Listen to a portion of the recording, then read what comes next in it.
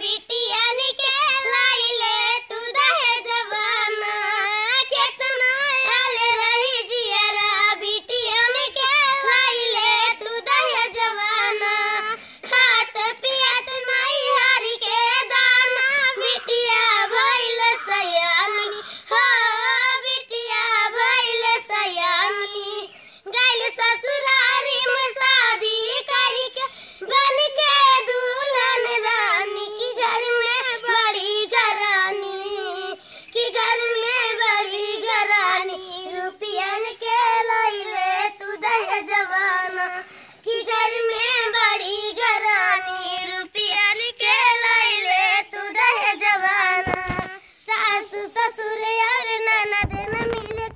तीनों किए विचार हो तीनों किए विचार छिड़क तेल मिट्टी के ऊपर लगा दिया अंगार की झटपट जल गई बिटिया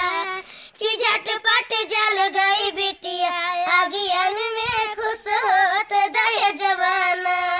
कितना आल रही जियरा बिटियन के लाइले तू दहेजवाना